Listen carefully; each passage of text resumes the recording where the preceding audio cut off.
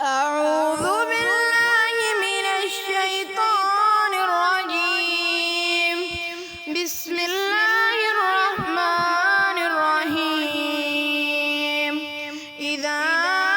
وقعت الواقعة ليس لوقعتها كاذبة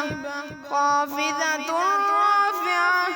إذا رجت الأرض رجا وبست الجبال بسا فكانت هباء منبثا وكنتم أزواجا ثلاثة أصحاب الميمنة ما أصحاب الميمنة وأصحاب المشأمة ما أصحاب المشأمة والسابقون السابقون أولئك المقربون في جنات النعيم ثلة من الأولين وقليل من الآخرين على سرر موضونة متكئين عليها متقابلين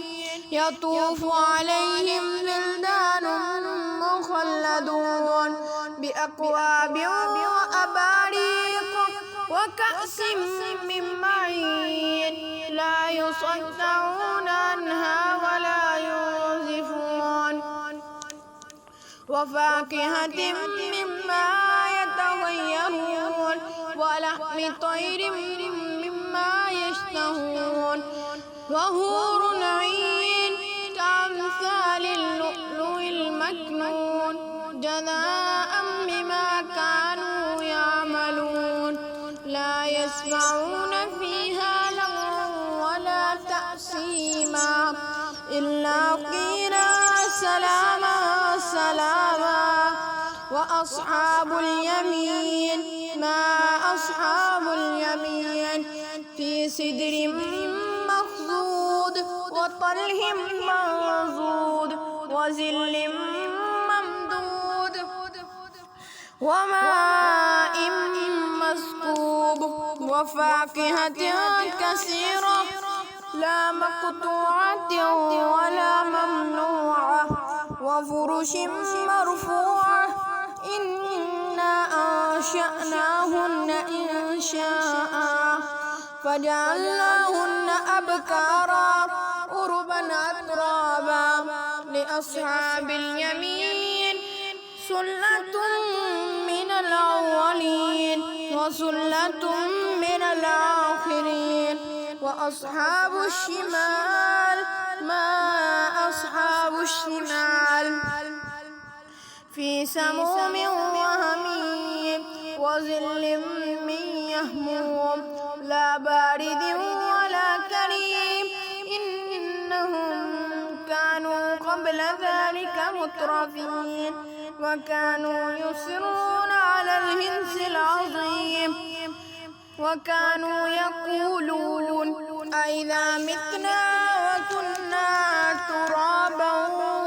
وعظاما أئنا لمبعوثون أو آباؤنا الأولون قل إن الأولين والآخرين لمجموعون إلى ميقات يوم معلوم ثم إنكم أيها الضالون المكذبون لآكلون من شجر من زقوم فمالئون منها البطون فشاربون عليه من الحميم فشاربون شرب الهيم هذا نزلهم يوم الدين نحن خلقناكم فلولا تصدقون أفرأيتم ما تمنون أنتم تخلقونه أم نحن الخالقون نحن قدرنا بينكم الموت وما نحن بمسبوقين ألا أن نبدل أمثالكم وننشئكم فيما لا تعلمون ولقد علمتم النشأة الأولى فلولا تذكرون أفرأيتم ما تهرسون أنتم تزرعونه أم نحن الزارعون لو نشاء لجعلناه طعاما فظلتم تفكهون إنا لمغرمون بل نحن محرومون أفرأيتم الماء الذي تشربون أنتم أنزلتموه من المزن أم نحن المنزلون لو نشاء جعلناه أجاجا فلولا تشكرون أفرأيتم النار التي تورون أنتم أنشأتم شجرتها أم نحن المنشئون نحن جعلناها تذكرة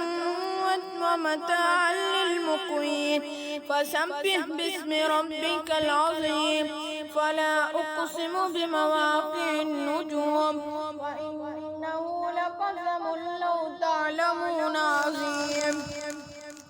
إنه لقرآن كريم في كتاب مكنون لا يمسه إلا المطهرون تنزيل من رب العالمين أفبهذا الحديث أنتم مدهنون وتجعلون رزقكم أنكم تكذبون فلولا إذا بلغت الحلقوم وأنتم حينئذ تنظرون ونحن أقرب إليه منكم ولكن لا تبصرون فلولا إن كنتم غير مدينين ترجعونها إن كنتم صادقين فأما إن كان من المقربين فروح وريحان وجنة نعيم وأما إن كان من أصحاب اليمين فسلام لك من أصحاب اليمين وأما إن كان من المكذبين الضالين فنزل من حميم وتصلية جحيم إن هذا لهو حق اليقين فسبح باسم ربك العظيم صدق الله العظيم.